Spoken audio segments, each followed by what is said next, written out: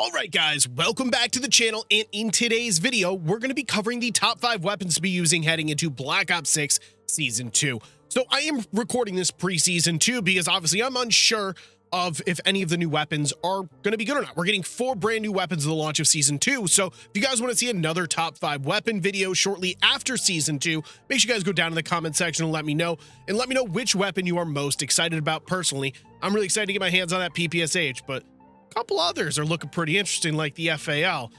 I'm excited for Season 2. So as per usual, when it comes to my top 5 videos, I do like to sprinkle in an honorable mention, and in this video, the honorable mention is the PP919. The reason it's not in my top 5 is it kind of lacks the overall firepower that the top 5 does have. In the last video, it was the XMG, and I did want to change it up for this one. The PP919 is very versatile. It's a very versatile SMG, very good at medium range, very good at close range, very low recoil pattern, and overall a very well-rounded weapon. But like I said, it doesn't fall in the top 5 simply due to the slower end of the TTK. But when it comes to ease of use, it's a pretty good option. So I wanted to start this build here with the compensator for horizontal and vertical recoil control. This is going to take care of absolutely all of your recoil on the weapon. That's exactly why you need it.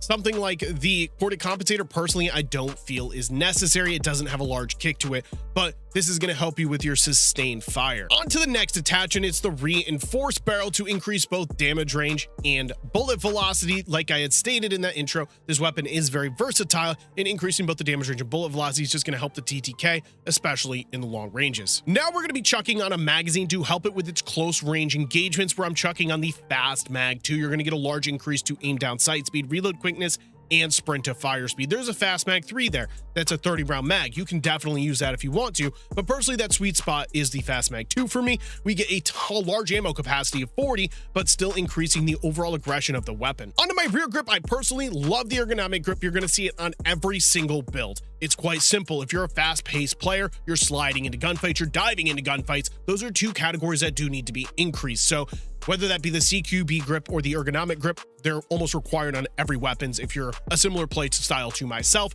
it also gives you a nice ADS increase as well. And our last attachment here is rapid fire in the fire mod category, and that's kind of why it falls down the list. It requires you to run rapid fire to make it very viable. The fire rate by default is quite slow, hence the TTK is a little slow.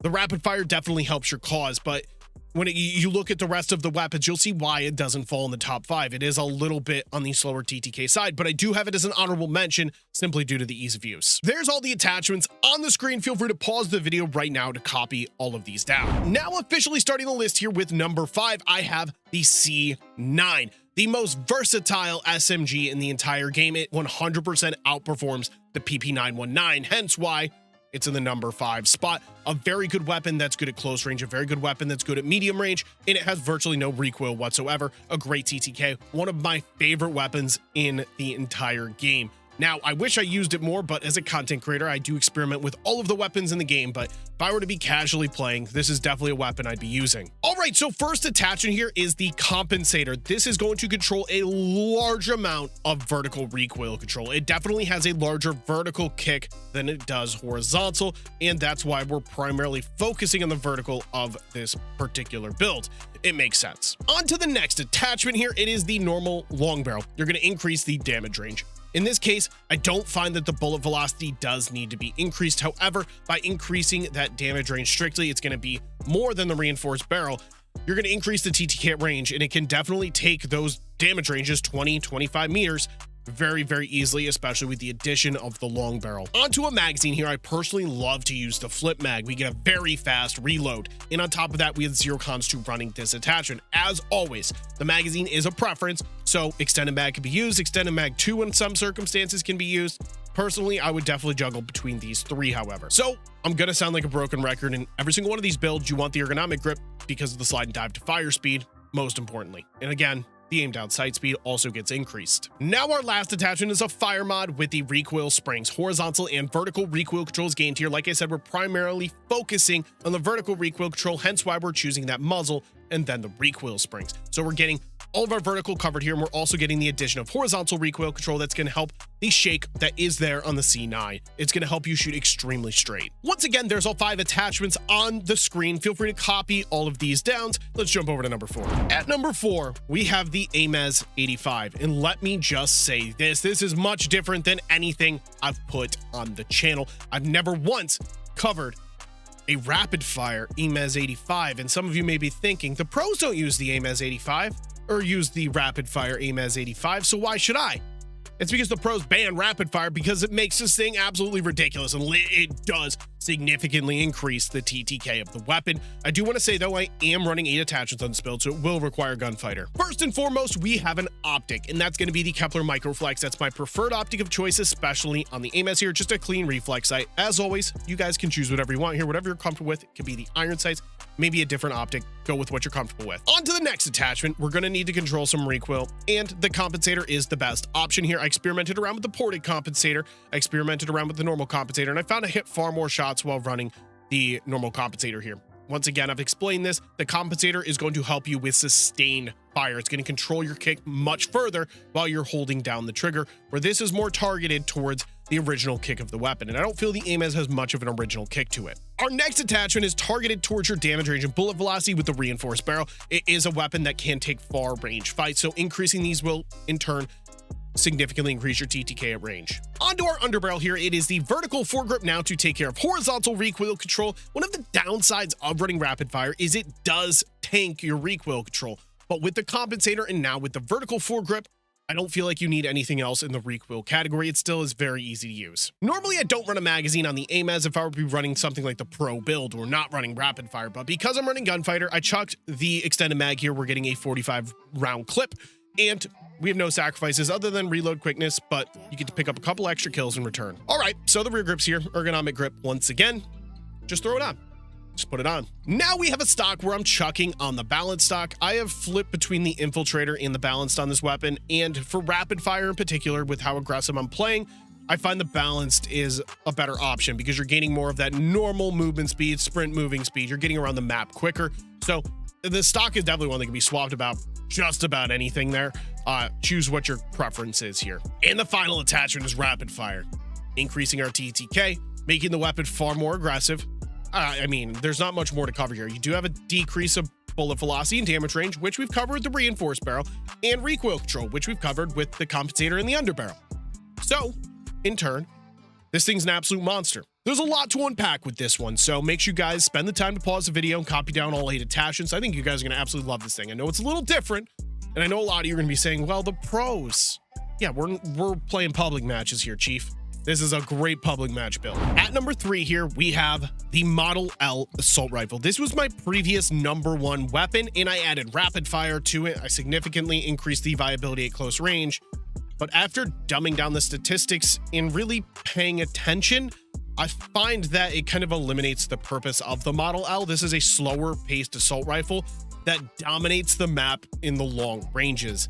Therefore, by kind of making it aggressive, it defeats the purpose of the Model L as a whole. So I've kind of defaulted back to that slower pace, long range style of assault rifle. And I think I made a good choice. There's better aggressive assault rifles in the game, but it's still a top 3 weapon in my opinion. First attachment here is the Kepler Microflex once again. I've already stated it's my preferred optic of choice. You guys can use whatever you want here. I have been experimenting around with a couple of different optics on this weapon, like the AccuSpot. I've also used the Otero Red Dot. They all perform pretty well. They more or less perform the same, so that's why I'm saying it is a preference attachment. So for this particular muzzle, I'm using the ported compensator because the Model L actually has a good amount of kick to it on the original couple shots, and that's what the ported compensator is here to control. On top of that, we are getting vertical recoil control, which is, as I've stated, this is sustained fire. So this is the best of both worlds. It doesn't give you as much vertical recoil control as the compensator, but it does control that original kick. It's going to make it easier to hit your shots. The reinforced barrel is once again making an appearance here to increase both bullet velocity and damage range, and it definitely makes sense here because of how viable this weapon is in the long ranges. It has one of the best long range TTKs when it comes to assault rifles, so keep that in mind. Very low recoil pattern with this weapon, hence making it very easy to use in those long ranges, especially because we're now increasing the damage range. So the ergonomic grip is here. That's all I gotta say. And the recoil springs, again, is making an appearance with well, fire mod. It just makes sense. We got to limit the recoil to make it more effective at long range, and this is one of the best attachments in the entire game. Zero trade-offs of running it, vertical and horizontal recoil control. The model doesn't have much horizontal recoil in my personal opinion. I find that the vertical is a little harder to control, so that's why I primarily focused on that vertical. So there you guys have it, all 5 attachments. As always, copy all of these down. So you remember how I just stated that there's better aggressive assault rifles in the game? Well, that's where number 2 is coming into play with the XM4. Not only does this particular build have virtually no recoil, we have a suppressor to keep us nice and stealthy. We can be very aggressive due to the fire rate. It is the king of versatility in Black Ops 6. The XM4 is a do-it-all kind of weapon, and this build is just the perfect explanation for it. Everything I've just stated is 100% factual in one of my favorite weapons in the entire game.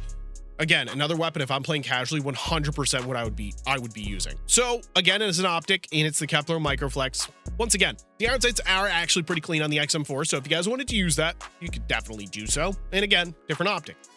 At the end of the day, it's all about comfortability. So choose which optic you guys use the most. Now we have a muzzle. I said we're using a suppressor that's keeping us off the minimap, and it is so easy to streak up with this thing. You can play aggressive, go on flanks, shoot people from distance, and you can just stay lost on the map. I don't use the suppressor on many weapons in this game because I find you do need things like a compensator or the muzzle brake in order to control recoil.